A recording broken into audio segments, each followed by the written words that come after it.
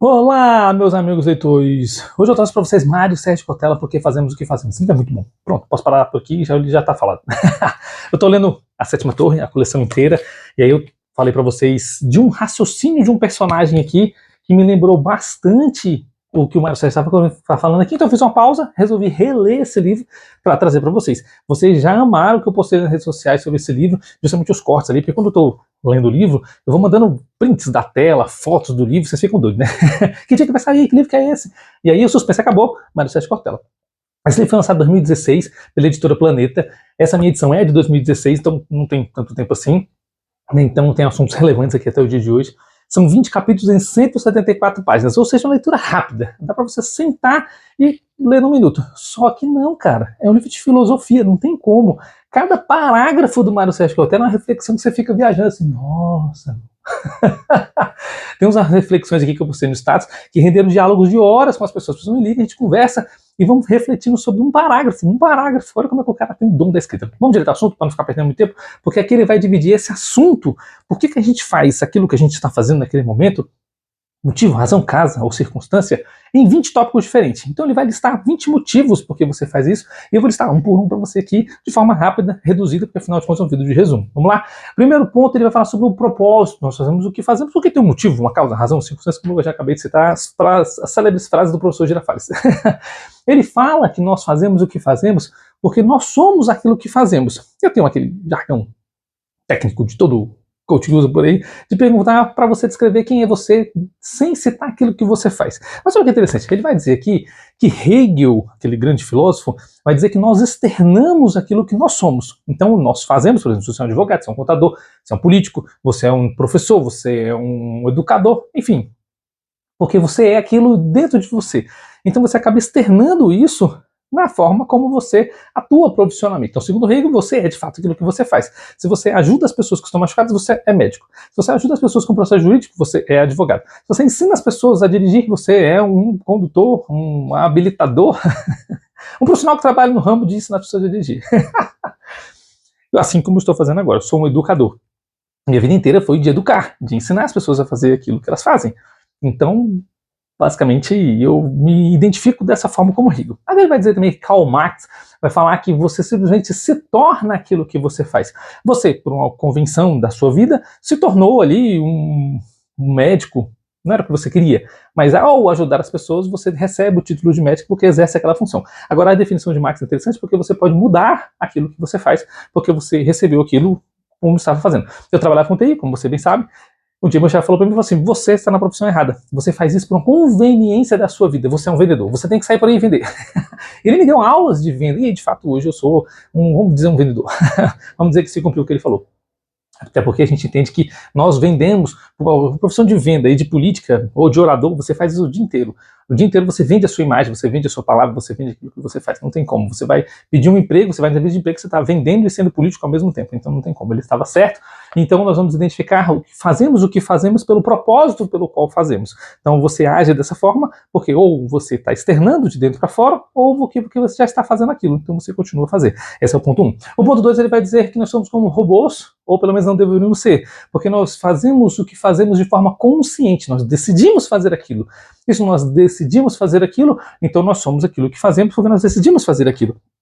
Ele vai dizer aqui que nós somos alienados quando nós fazemos o que fazemos de uma forma robótica e automática. Mas esse alienado não tem nada a ver com a definição do Napoleão Hill aqui que eu falei para vocês. Vou deixar no card para não ter que explicar de novo o que Napoleão Hill explicou sobre alienação. Assista, esse livro é muito bom. Mas aqui ele vai dizer para você simplesmente que nós fazemos o que fazemos porque nós decidimos fazer aquilo. Então ele vai dizer que nós, nem todos nós, temos o mesmo tempo num dia hábil. Então, por exemplo, assim, vamos dizer que você tem 24 horas disponível para fazer o que você quiser fazer. E eu tenho 24 horas disponível para fazer o que eu quiser fazer. Então, se eu sou aquilo que eu faço, então significa que dentro das minhas 24 horas, eu simplesmente tenho o mesmo tempo hábil que você. Só que não. Imagina um trabalhador que tem 8 horas ele não trabalha, 4 horas para chegar no ofício, tem que cuidar da família, dos animais, e como é que faz? E o cara que simplesmente tem um poder aquisitivo, que já adquiriu sua liberdade financeira, que eu explico nesse livro também, o que é essa liberdade financeira, de você simplesmente poder gerar renda através da própria renda que você possui, e não precisar trabalhar tanto, 8 horas por dia, por exemplo. Então você simplesmente consegue exercer benefícios na sua vida muito maior do que uma pessoa que trabalha bastante. Expliquei aqui, vou deixar no card também para que você possa entender mais sobre essa definição. Mas a ideia simplesmente que ele está falando aqui sobre o robô é você fazer as coisas consciente de que você está fazendo porque você tomou a decisão de fazer aquilo. E as pessoas que trabalham muito, tem 8 horas ali de ofício, 48 horas semanais, elas não têm muito decisão porque elas precisam exercer aquela função para que elas possam se alimentar. Ou seja, você come para trabalhar e trabalha para comer. E aí como que você vai sair dessa rotina, dessa roda dos ratos que o Kiyosaki está dizendo aqui? É exatamente a ideia que ele está colocando aqui. O 3, ele vai dizer que você odeia a segunda-feira. E odiar a segunda-feira é simplesmente você repensar aquilo que você faz. Se você tem um ofício e você faz aquilo porque você é obrigado a fazer, como eu acabei de citar, só para comer, então você deveria repensar o que você faz e encontrar formas alternativas de fazer algo melhor, que você tem prazer em fazer, para que você não fique preso naquela forma. Ele vai falar um pouco sobre ambiente de trabalho, aquelas pessoas tóxicas, aqueles locais que ficam um comendo o outro, destruindo o outro, e quando eu digo isso é de forma degenerativa mesmo. A pessoa simplesmente destrói o ambiente onde você está e acaba com a sua mentalidade, com o seu poder de crescer e ser uma pessoa melhor. Ele vai dizer então que os ambientes de trabalho não têm uma distribuição igualitária de renda. Isso a gente vê na sociedade, é injusto, e nós já falamos sobre outros livros aqui de justiça, que simplesmente o mundo é injusto e é assim que funciona, e você vai ter que conviver com isso. E a melhor forma para você sair dessa roda dos ratos e desse mundo injusto é você simplesmente melhorar a si mesmo, todo momento. Vou falar sobre isso em outros tópicos. É você evoluir para que você possa refletir melhor por que você está fazendo aquilo. Por que você está naquele lugar que é ruim para você, que é injusto, que é tóxico e você continua lá. Simplesmente você vai ter que tomar uma decisão de como você pode fazer para fazer outras coisas e sair dali onde você está fazendo, deixando de fazer para fazer o que você quer fazer. Muito legal essa reflexão dele aqui. Bom, o tópico número 4 ele vai dizer sobre rotina e monotonia. As pessoas têm a mania de dizer que rotina é algo ruim, mas rotina é algo bom. Justamente porque a rotina faz com que você faça a mesma coisa todos os dias e você se aprimore. Imagina que você aprendeu a andar levantando e caindo, era uma rotina de levantar e cair, até que você caía menos à medida que você levantava mais, e hoje você fica mais ereto do que deitado no chão.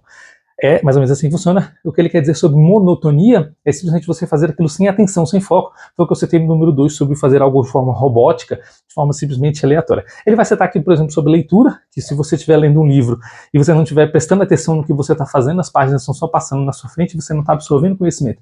Então, uma rotina é, eu leio todos os dias 1 hora por dia. Tá aí a explicação porque tem tantos vídeos nesse canal. Todos os dias eu leio 1 hora por dia. Não necessariamente no mesmo horário, porque a minha rotina depende da rotina da minha família. Mas eu tento fazer todos os dias no mesmo horário. Se você não tem esse tempo, você pode pensar em fazer isso antes de dormir, pode fazer isso acordar um pouco antes, para que você possa evoluir mais do que a gente está conversando aqui. Monotonia seria você fazer isso todos os dias, mas de uma forma que não é agradável para você. Entendeu mais ou menos como é que funciona? E você vai agregar isso na sua vida. O que você faz por rotina e o que você faz por monotonia. E você faz o que você faz e você faz por monotonia, então você deveria deixar de fazer, assim como a gente falou sobre propósito e sobre ação consciente no capítulo 1 e 2 desse livro. Legal demais, né? Número 5, ele vai falar sobre a autoria. Nós fazemos o que fazemos, que necessitamos de reconhecimento. Todo mundo quer ser elogiado, quer ser amado, quer ser ouvido, quer ser compreendido. Então nós fazemos o que fazemos, que é muitas vezes com reforço positivo. E reforço positivo sempre para vocês no livro do Gerente Minuto. Simplesmente porque você tem que saber como elogiar as pessoas. Alguém está fazendo algo para você que lhe agrada, elogie de forma correta. Aqui eu ensino para vocês, vou deixar no card. Alguém faz algo para você que te desagrada, converse com a pessoa que tem a técnica de como você vai fazer isso. A ideia é você entender simplesmente que o elogio reforça mais aquilo que você está recebendo. E se você não tem o elogio próprio do meio ao seu redor, para que você possa exercer esse tipo de autoria que eu estou falando, de você se sentir mais pertencente, já vou entrar nesse tópico, simplesmente elogie a si mesmo. Saiba que você está fazendo um bom trabalho. Não é uma pessoa ser simplesmente narcisista de olhar e falar, nossa, eu fiz um trabalho excelente. Eu fico assistindo os vídeos aqui, depois que eu gravo, e eu gravo para mim, claro, primeiro para mim, e se você gosta, obrigado. Reflita em curtir e compartilhar esse vídeo para quem precisa. Mas eu assisto para mim, e eu fico morrendo de rir dos vídeos que eu faço, assim, pô, esse cara é muito bom. Esse cara é engraçado. Um detalhe à parte. Mas quando eu falo de pertencimento da Brené Brown, eu estou dizendo simplesmente, tem vídeo nesse canal também dos livros dela, você entender que as pessoas, quando elas são elogiadas, elas fazem mais daquilo que elas estão fazendo. Então você pode elogiar a si mesmo. E a sensação de pertencimento é simplesmente fazer o que ele está dizendo, de você estar em lugares e em pessoas que simplesmente te elogiam e você se sente pertencente àquele lugar. Então se você está numa empresa, você é um líder, se você elogiar o trabalho dos seus colegas, você se sente cada vez mais valorizados onde eles estão. Então ele vai dizer que nós fazemos o que fazemos para que nós tenhamos essa sensação de pertencimento, de que sim, nós estamos no lugar certo. Olha que esse cara é genial. Número 6, ele vai falar sobre que o trabalho nos molda. Essa parte é bem interessante, porque ele vai citar Maquiavel. A maioria dos livros que ele citou aqui, eu já tenho aqui no canal para vocês, vamos lá. Ele vai dizer que Maquiavel, para ele comandar um bom líder, um bom príncipe, um bom presidente, ele vai dizer que você precisa de virtude e de fortuna. Ou seja, você precisa ter o talento para algumas habilidades e você precisa ter o dinheiro para você fazer aquilo. Mas aí Laí Ribeiro vai dizer para a gente que nós simplesmente vamos ter preparação encontrando oportunidade. Ou seja, eu estou colocando o príncipe numa linguagem que vai caber no seu mundo, porque você com certeza não é o presidente da república. Mas se você for, parabéns para você. Mas um dia você não vai ser, então você vai precisar de preparação e encontrar oportunidade. Que é o que ele está dizendo aqui. Quando isso acontece, você simplesmente encontra um mundo melhor, um lugar melhor para que você possa ser, pertencer e exercer aquilo pelo qual você faz. Então você faz o que você faz, porque ao fazer, você se molda e faz cada vez melhor. Cara, esse cara é muito bom, velho. Então ele vai dizer assim, que simplesmente aprendendo a fazer, fazendo, você se torna uma pessoa cada vez melhor. Eu vou explicar um pouco melhor sobre esse último tópico na parte 17 desse livro, que eu vou dar mais detalhes sobre essa questão. Simplesmente você evoluir fazendo o que está fazendo. Porque você, se você gosta do que você faz, você continua fazendo, você vai fazer melhor. Imagina que você está treinando uma arte marcial e você treina 2 vezes por semana. Você está treinando para atletismo, está treinando para natação. Se você treinar 3 vezes por semana, você vai treinar mais, você vai ser melhor. Se você treinar 4 vezes por semana, você está treinando. Quanto mais você fizer, melhor você será. Capítulo 7, falando sobre motivação. Eu novamente vou puxar a Laí Ribeiro, porque nesse livro aqui ele tem um tópico sobre motivação impressionante. Ele vai dizer que nós não precisamos de motivação para fazer nada. Mas o Mário Sérgio Cortella vai dizer que aqui nós fazemos o que fazemos porque nós temos um motivo pelo qual fazemos. E a motivação é o motivo por trás da sua ação. Interessante, né? O nome já diz tudo. Ele vai dizer, então, que você não precisa de motivação para escovar os dentes. Você faz porque é necessário que você escove os dentes. E ao fazer isso por uma rotina, olha como é que vai se encontrando nos tópicos, eu já falei sobre rotina, tá vendo?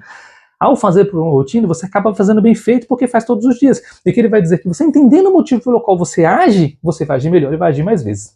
Sensacional. Capítulo 8, desmotivação. Que legal isso. Porque o capítulo 8 ele vai engessar também o capítulo 5. Eles vão se alinhar com o capítulo 5, onde eu falei sobre você fazer algo por reconhecimento. Ele vai falar simplesmente que quando você não tem essa ausência de reconhecimento, você fica desmotivado. Olha que interessante, você trabalha com alguém simplesmente toda vez critica o seu trabalho. Você faz, ele critica. Você faz, ele critica. Você vai ficar motivado a fazer novamente? Você vai se sentir pronto para fazer novamente? E eu acabei de falar que você não precisa de motivação para fazer o seu trabalho. Mas se você faz o seu trabalho, outra pessoa se te desmotiva, desmerecendo o que você faz, você não vai ficar naquele tipo de ambiente assim como você tem nos tópicos anteriores. Engraçado, né? É impressionante isso. Você desenvolve uma técnica, desenvolve um talento para fazer aquilo, vem uma pessoa que não entende nada e fala mal do que você está fazendo. E você se sente desmotivado quando a pessoa despreparada fala mal do que você está fazendo, sendo que você é o preparado. Olha só que interessante. O mérito do que você faz tem que vir por você.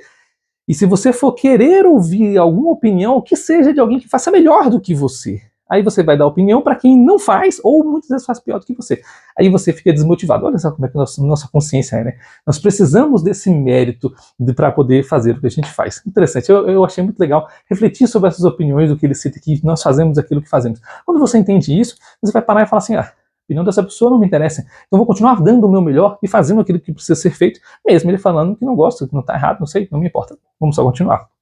9, ele vai falar sobre significação, que nós fazemos com um propósito do que fazemos, porque depende para quem nós fazemos. Então quando você faz algo com um propósito para alguém, esse alguém é alguém que tem que ser pensado, é importante. Então, por exemplo, quando meu chefe falou que eu deveria ser um vendedor, eu simplesmente me preparei para oferecer um produto de uma forma melhor e mais compreensível para o cliente. E isso é para o outro, então eu vou pensar na necessidade do outro. Se aquele cliente entrou dentro da empresa, na época eu trabalhava em concessionária, né? Então se a pessoa veio comprar um carro, eu tinha que estar preparado para mostrar o produto para o cliente que vai comprar. Achei bem interessante porque aqui ele vai colocar um exemplo de um professor de cursinho e um professor de escola. O aluno que está na escola, ele não está buscando um conhecimento. Aquele conhecimento não é importante para ele, não pelo menos naquele momento, porque ele não tem a consciência da importância daquele conhecimento naquele momento.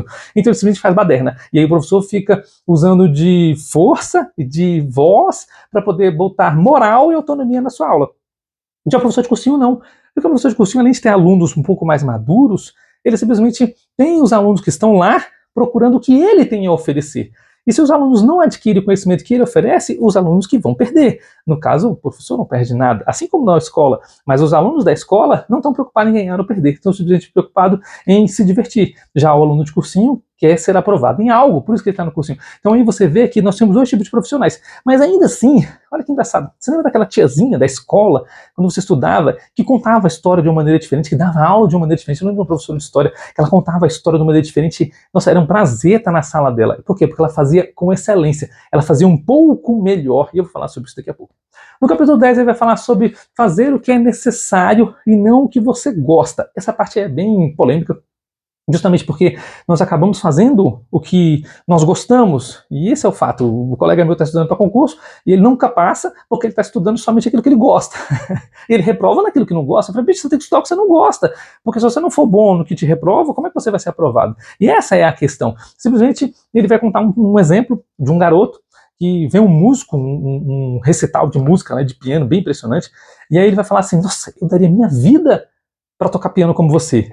E o pianista olha para ele, eu dei a minha vida. Foram 40 anos, de 8 a 9 horas por dia, estudando todos os dias para tocar como eu toco. Ou seja, ele fez o que não gosta para conseguir fazer o que gosta nos dias de hoje. Aí fica a pergunta para você, o que você faz que você não gosta, para que você possa aqui no futuro fazer aquilo que você gosta. Bem legal essa parte. Eu converso isso com outras pessoas, contando um pouco da minha vida, de tantas coisas que eu fiz que eu não gostava, para que hoje eu pudesse estar aqui fazendo aquilo que eu gosto. Ainda assim, façam as coisas que eu não gosto. É a vida, né? Capítulo 11, ele vai falar que trabalhar e viver é totalmente diferente de viver para trabalhar. É você encontrar um ofício que você faz porque você gosta. E aí fica aquele célebre ditado, quando que você faz o que você gosta, você simplesmente não trabalha um dia sequer da sua vida. O professor de arte marcial das minhas filhas, conversando com ele, forte abraço aí para você, Tiago Pedro, você é o cara. Conversando com ele, eu perguntei bem assim, por que você está aqui, né, fazendo menção às diretrizes desse livro? Ele, porque eu gosto. E por que você faz isso todos os dias? Eu tenho uma paixão que cresce dentro de mim, eu faço o Taekwondo porque é uma arte marcial que transformou a minha vida, transforma a vida dos meus alunos, porque eu consigo levar esse amor para as pessoas. Tem várias histórias de pessoas que eu transformei a vida através dessa arte marcial. Eu falei, você percebeu que em nenhum momento da nossa conversa você citou que está aqui pelo dinheiro? Ele fez assim, caramba, é mesmo? Ou seja, ele faz o que ele gosta. Eu estou aqui fazendo o que eu gosto, você está aí fazendo o que você gosta, ou você está fazendo o que você está fazendo porque você precisa sobreviver? Essa é a diferença que o Sérgio Cortella está trazendo no capítulo 11. Simplesmente você tem um objetivo no seu trabalho, você está fazendo isso para um objetivo maior, você está ajudando as pessoas a se transformarem em pessoas melhores, está transformando o mundo em um lugar melhor, e eu sinto os livros você começar a transformar primeiro a sua vida, a sua casa, o seu lar, o seu ambiente de trabalho, a sua cidade, sua comunidade, seu bairro, seu país, seu estado, seu mundo. É exatamente mais ou menos assim que ele está dizendo aqui. Você começar transformando a si para transformar o mundo ao seu redor. Capítulo 12 ele vai falar assim, que nós vamos fazer o que dá sentido à nossa vida. Simplesmente o que dá sentido à nossa vida é ajudar as outras pessoas. O que dá sentido é quando você faz bem ao próximo. Quando você faz isso, você simplesmente vai ter novas experiências. E aí ele vai ser trazendo de novas experiências, como por exemplo a Starbucks. Ela vai vender café, mas o café de lá não é um café qualquer, é uma experiência Starbucks. Você tá entendendo? Você não vai ao cinema, você vai a uma experiência, uma nova tecnologia. É mais ou menos o que ele está falando. Ele vai falar para você fazer o seu trabalho com emoção. O que dá sentido à sua vida é a emoção. É você ir para o seu trabalho com uma rotina, mas não com uma monotonia. Você vai fazer a mesma coisa, mas você vai fazer com emoção, porque você cada dia está ajudando uma pessoa diferente de forma diferente. O teu ofício transforma o mundo num lugar melhor. Você tem essa emoção de estar ajudando a sociedade a se tornar uma coisa melhor. É isso que ele está trazendo nesse capítulo. Baixando no número 13, ele vai falar para você ter um tempo de qualidade, e é interessante porque ele vai falar aqui um contraponto, e simplesmente parece antagônico, mas você vai entender muito bem. Porque ele vai dizer que nós temos que trabalhar para gerar coisas, ou gerar renda para comprar coisas para estar com a família. Poxa, nós não poderíamos simplesmente estar com a família que é que a gente gostaria de estar? Não, porque se nós estivermos com a família, como é que vamos ter renda para comprar uma casa para estar com a família? Para pagar as férias para estar com a família? Para comprar um carro para andar com a família? Para poder comprar os brinquedos que as crianças querem da família? Você está entendendo? Então você vai ter que equilibrar o teu tempo, não trabalhar demais e deixar a família aquém, e nem ficar com a família demais e deixar o trabalho aquém, porque você vai ter que equilibrar a tua vida de rotina de trabalho e de família. E fazendo isso, ganha, gasta, promove, ajuda a família, cresce, desenvolve, justamente para que você tenha esse tempo de qualidade para você comprar coisas que você pode usar com a sua família. Sêneca, nesse livro, ele vai dizer, então, para você aceitar as coisas que você não pode mudar. Essa é uma máxima que não dá para mudar. Pode ser que lá no futuro você consiga sair da corrida dos ratos. E se você conseguir sair, ter essa autonomia financeira, você vai ter tempo suficiente para estar com a família e o recurso necessário para comprar as coisas para estar com a família. Mas Sêneca vai dizer aqui, então, que aceitando que você não pode mudar, e aí vamos colocar, por exemplo, que 90% das coisas da nossa vida não podemos mudar, mas 10% que nós podemos mudar, nós podemos transformar o mundo num lugar melhor. Então ele vai dizer aqui para a gente aceitar essas adversidades. As adversidades vêm na nossa vida para nos deixar mais virtuosos. Você tem a opção simplesmente de burlar a adversidade de uma forma ilegal, ou você tem como fazer de uma forma ética e se tornar uma pessoa melhor. Você precisa comer. O que eu estou dizendo aqui, você precisa comprar as coisas, você poderia roubar, poderia. Não estou dizendo que você vai, mas estou dizendo que existe essa possibilidade e muitos o fazem. Mas se você fizer, você vai estar burlando a adversidade e vai deixar de se tornar uma pessoa virtuosa. E ao deixar de se tornar uma pessoa virtuosa, você não vai conseguir melhorar para que você possa ter mais, para estar mais tempo com a sua família. Cara, o Mário Sérgio Cortella dá uma volta filosófica assim, que quando você chega do outro lado parece que faz todo sentido. Ele sai de um raciocínio em poucas páginas, dá essa volta filosófica e quando você chega, você fala assim, caramba, eu entendi, faz todo sentido. Então eu tenho que melhorar como pessoa para produzir um pouco mais para a sociedade, para que o retorno que eu tenha possa favorecer e propiciar momentos favorosos, maravilhosos com quem eu amo, fazendo o que eu quero fazer, estar com a minha família. Olha que legal, muito legal essa parte. Capítulo 14 vai dizer que existem pessoas que têm sonhos, e esses sonhos são frustrados, e eles vivem das frustrações dos seus sonhos, ficam lembrando da frustração dos seus sonhos, e como contraponto tem pessoas que simplesmente sonham e nunca tentaram realizar os seus sonhos para não se frustrar. Então ele vai dizer que ambos vivem no passado. Um vai dizer assim, porque eu tinha comprado isso e perdi, porque eu tinha um desse aí e não tenho mais, porque eu fiz isso. São pessoas, você conhece pessoas assim, que vivem no passado? E o outro vai dizer assim, se eu tivesse feito isso, se eu tivesse feito aquilo. São pessoas que fazem o que fazem hoje, pensando em virtude do que poderia ter sido feito, mas nunca em o que pode fazer agora. Isso é interessante porque, mais uma vez, a gente volta lá simplesmente na sétima torre, que eu falei num short exatamente essa frase, onde você não é o que você poderia ser, você não é o que poderia ter tido, você é agora, nesse momento, o que você pode fazer agora. Por que nós fazemos o que fazemos e o que você pode fazer agora, nesse instante, nesse minuto. Agora você está ouvindo esse vídeo, absorvendo conhecimento, está anotando para você memorizar o que nós estamos aprendendo e depois vai rever o vídeo de novo junto às anotações para você memorizar o que eu estou ensinando. É assim que funciona, não é? Ou se você quiser um conhecimento mais profundo, você pode ler o livro dele, é curtinho, bem simplesinho. Mas é basicamente você entender que existem pessoas que vivem no passado, do que poderia ter sido, ou de frustrações, e não do presente. E eu quero trazer essa reflexão para que você possa viver no agora. Quem você pode ser agora, pelas coisas que você faz, e pelas coisas que você vai fazer, e não pelo que poderia ter sido feito. Capítulo 15 vai dizer que era feliz e não sabia. Essa parte é bem legal, porque ele vai usar um conceito de inflação, e esse conceito eu vou trazer, inclusive, no chave para vocês. Ele vai dizer que tudo perde valor. E ele vai usar uma frase aqui, justamente da Alice no País das Maravilhas, na hora que ela está correndo contra ali a Rainha de Copas.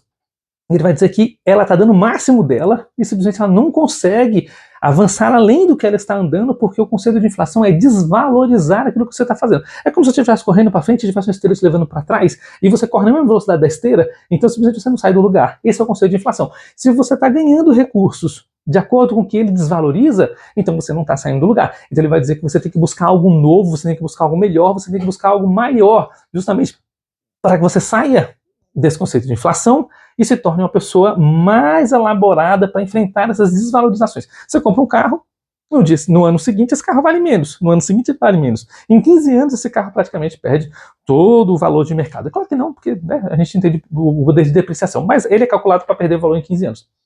Até porque você pagou um imposto, e o imposto que você pagou em 15 anos já é o valor do próprio carro. Então, em 15 anos só de imposto, você já perde o valor investido. Mas, enfim, é assim que funciona. Mas o que ele quer dizer é que você tem simplesmente que evoluir mais rápido, correr mais rápido do que as coisas perdem valor, para que você possa simplesmente gerar algum tipo de valor. Então você tem que correr mais rápido que a sociedade está correndo. E logo no dia de hoje, que o negócio está violentíssimo, ler um livro de 2016 parece atrasado.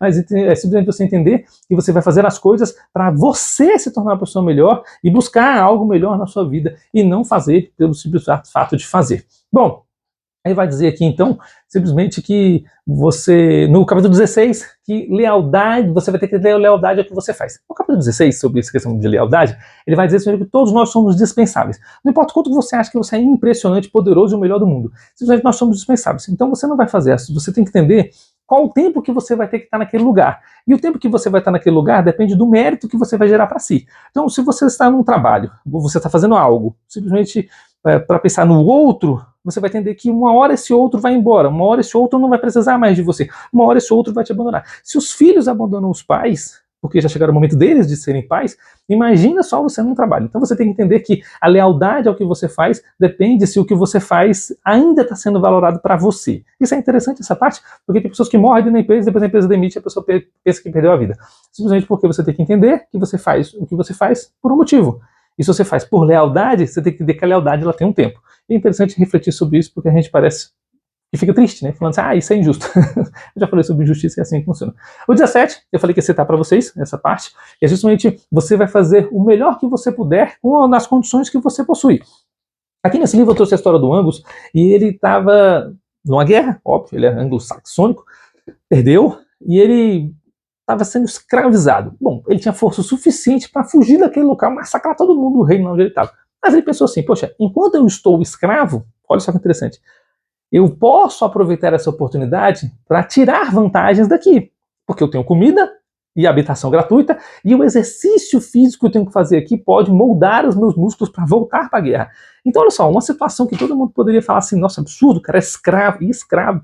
Não, ele simplesmente encontrou coisas boas, pontos positivos para se tornar uma pessoa melhor ali dentro. E é isso que ele vai falar aqui, que você pode simplesmente encontrar perspectivas superiores de onde você está para você fazer melhor com aquilo que você possui. Eu achei muito legal essa parte, eu citei isso no ponto tópico 6 e falei que ia citar para vocês aqui no 17. No capítulo 18 ele disse que as adversidades eram virtudes, eu citei um pouco para vocês sobre isso já no outro livro do Sêneca, simplesmente que você tem que aceitar coisas que não pode mudar, mas as que você pode mudar, que mexendo no seu credit vai ensinar para você que as coisas mudam, você tem que entender que é assim que acontece. Então essas adversidades vão gerar virtudes, para tornar você uma pessoa melhor, já expliquei como, aqui ele vai dizer para você então simplesmente que você precisa sim aceitar que as coisas mudam. Você fazia tudo de uma forma, você fazia aquilo pelo qual você fazia, pelo motivo pelo qual você fazia, e agora não funciona mais daquela forma. Então você precisa mudar a forma que você fazia aquilo para uma outra forma de fazer, e você vai ter que aceitar que as coisas são assim. Legal, né? 3 livros falando a mesma coisa, sobre o mesmo tópico, uma mesma ideia, em tempos diferentes. Olha que legal. Capítulo 19, sobre propósito na sua profissão. Eu citei um pouco no capítulo anterior, falando de um mundo melhor, de fazer um lugar melhor, mas aqui ele deixou uma parte interessante de teologia. Ele vai dizer que simplesmente as pessoas antes do século XIX acreditavam que não precisava ter uma profissão de melhorar o mundo, de melhorar o lugar onde você está, porque elas acreditavam, segundo o cristianismo, segundo a teologia que ele está citando aqui, que simplesmente Deus proveria para elas. Então elas viviam à mercê, porque Deus vai prover, porque Deus vai me dar, porque Deus vai fazer. Isso mesmo não é assim que funciona. Foi mudada essa percepção, entendendo que Deus vai fazer sim, desde que o teu trabalho seja valorizado naquilo que você faz. Então ele vai dizer que o trabalho dignifica o homem. Então Deus vai fazer sim, quando você está fazendo, ele vai te ajudar. Eu costumo fazer uma analogia aqui, me perdoe se você não gostar, eu costumo dizer que Deus está de braço cruzado, esperando você agir para que ele possa te ajudar. Porque muitas vezes as pessoas falam assim, eu quero um concurso público, eu quero um emprego, eu quero um casamento, eu quero um carro. Tá, ok. Você quer muitas coisas. E o que você está fazendo para conseguir conquistar essas coisas? É interessante você pensar assim, porque as pessoas acreditam que é uma mágica, né? Que Deus é um mago. Você chega, solicita e simplesmente cai do céu. Plim, tá aí na sua frente, né? O gênio da lâmpada mágica. E não é assim que funciona. Ele, sim, que é o melhor para você, ele está esperando que você haja para que ele crie circunstâncias para que você se torne bem-aventurado no teu êxito ou simplesmente você aprenda com o êxito. Entende que aprender com o teu êxito não é que você vai receber tudo que você quer. Tem coisas que você quer, mas simplesmente você não vai ter. Mas você vai aprender tentando ter aquilo que você quer. E simplesmente eu estou aqui no YouTube hoje porque o que eu queria não deu certo. Não era. Mas hoje eu estou tão satisfeito com a vida que eu tenho, fazendo o que eu gosto, que eu não voltaria atrás mesmo se eu tivesse conquistado aquilo que eu queria. Caramba, que legal, né? O último capítulo vai falar sobre educação. Ele vai falar simplesmente que se você acha que investir em educação é perda de tempo, então resolva investir em ignorância para você ver. Você vai ver um mundo que investe em ignorância, pessoas que são ignorantes, pessoas que não conhecem simplesmente, não conhecem o próprio conhecimento, ou seja, simplesmente não estuda o que estuda, não lê e não compreende o que lê. Eu conheço pessoas que fizeram o exame do Detran 10 vezes e não conseguem passar numa prova teórica que basta ler e dizer o que está escrito. É um Brasil de analfabetismo funcional, e esse canal foi gerado exatamente para gerar valor para esse tipo de pessoa que simplesmente tem dificuldade na leitura ou não tem tempo de ler. Se você lê bastante, está aqui, muito obrigado pela sua presença, mas se você não tem tempo de ler, esse canal é para você. Onde simplesmente você vai ver aqui o conteúdo todinho do livro, resumidamente em poucos minutos, apesar de que já deu quase 30. Então ele vai falar que, a partir disso, quando você investe em educação, você tem um conhecimento coletivo, porque o coletivo vai crescer em conhecimento, vai crescer em camadas na sociedade, fazendo que o mundo se torne um lugar melhor. Então você acaba fazendo o que você está fazendo em prol de ser uma pessoa melhor, adquirir mais conhecimento, levar mais conhecimento, que é o que ele faz e o que eu também faço, e simplesmente tornar o mundo um lugar maravilhoso. Legal, né? Bom, tá aqui resumaço do Mário Sérgio Cortella. Gostei muito de ler esse livro, espero que você tenha gostado também. É um livro gostoso de ler, já li várias vezes, é um livro que sempre vem e volta na minha cabeça quando eu encontro situações de entender o motivo pelo qual você faz o que está fazendo. Se você gostou, deixa o joinha, indica para alguém. Muito obrigado por mais a leitura e até a próxima.